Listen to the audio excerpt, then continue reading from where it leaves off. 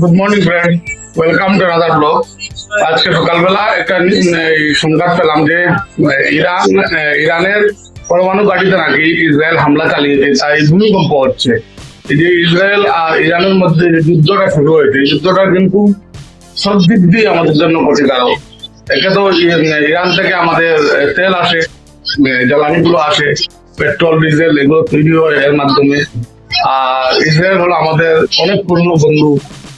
আর এই দুটো দেশ একসাথে এরকম সংগ্রামে জড়িয়ে থাকা মানে জড়িয়ে যাওয়া, তার মানে বিশ্ব দুই ভাগে ভাগ হয়ে যাওয়া, এতে কিন্তু খুব ক্ষতি হবে। আমি বুঝতে পারছি না কেন এই হামলা ইরাকের উপরে ইসরায়েল কেন হামলা চালিয়েছে, তার সঠিক কারণ তো বোঝা যাচ্ছে না। ইরান নাকি পরমাণু শক্তিধর হয়ে যাচ্ছিল, তাই ইসরায়েল হামলা চালিয়েছে। পরমাণু শক্তিধর হয়ে যাচ্ছিল তাই ইসরায়েল হামলা চালিয়েছে, এটা আমি কেন জানি মেনে নিতে পারছি না। ঠিক আছে, গাজার উপর ইসরায়েলের হামলাটা যুক্তিসঙ্গত অনেক সময় মনে হয়, বা এই ইউক্রেনের উপর রাশিয়ার হামলাটা যুক্তিসঙ্গত মনে হয়, কিন্তু বর্তমানে এই যে ইসরায়েল ইরানের যুদ্ধটা পিছনে কোনো কারণ খুঁজে পাচ্ছি না। আজকে থেকে 4-5 দশক পূর্বে ওরা এত ভালো মিত্র দেশ ছিল, এত মিত্রতা ছিল এদের মধ্যে, আর বর্তমানে ওরা একদম শত্রুতে পরিণত হয়ে গেছে। এর জেরে আমাদের অনেক ক্ষতি হবে। আমি বুঝতে পারছি না এটার অংশ কি। আমেরিকা তো সামনে থেকে দাঁড়িয়ে বা ভেতর থেকে দাঁড়িয়ে এর ফায়দা উঠবে, দেখা যাক কি হয়। কিন্তু এটা থেমে যাওয়া দরকার। এরকম আজকেই দেখলাম সকালবেলা যে গত বুধবার থেকে এই যে যুদ্ধটা শুরু হয়েছে, এই সময়ের মধ্যে প্রায় 225-226 জন মানুষ নিহত হয়েছেন ইরানের। সবচেয়ে ব্যাপার হলো যে পাকিস্তান মুসলিম বিশ্ব বলে বেড়ায়, কিন্তু পাকিস্তান ওদের ইরানের সাথে ওদের বর্ডারটা বন্ধ করে দিয়েছে। এটা একটা অনেক ট্রেজিক ব্যাপার। পাপা উঠো, পাপা উঠো, হয়ে গেছে, উঠো উঠো, চলো চলো পাপা উঠো, চলো মোবাইলটা বন্ধ করো, চলো চলো বাবা।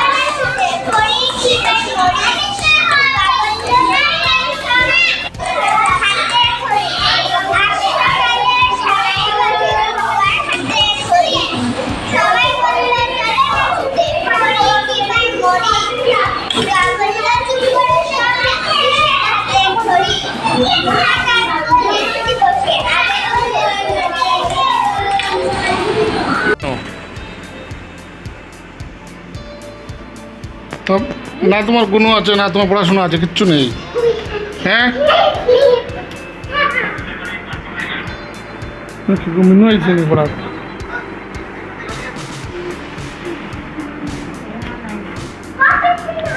কি বল দিয়ে গেল বাবা।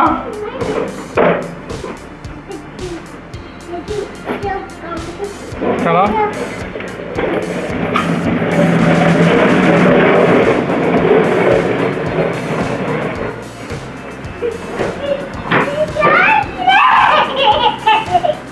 ওটা কি নিয়ে নিচ্ছ? এ তুমি নিয়ে নিচ্ছ কেন?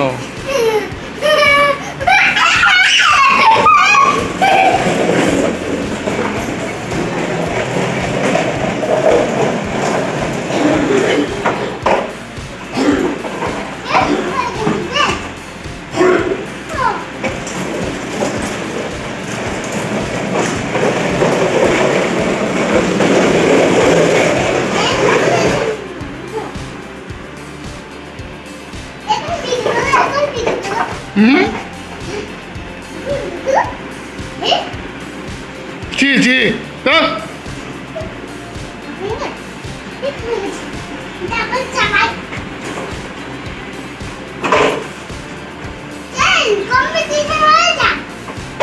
হয়ে যাক।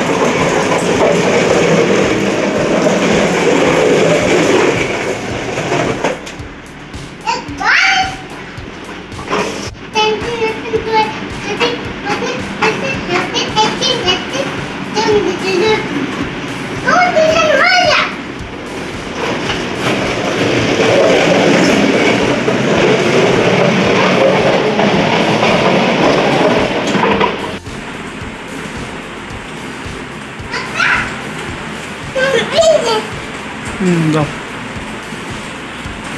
কি হয়েছে? ঘেমে গেলে কেন?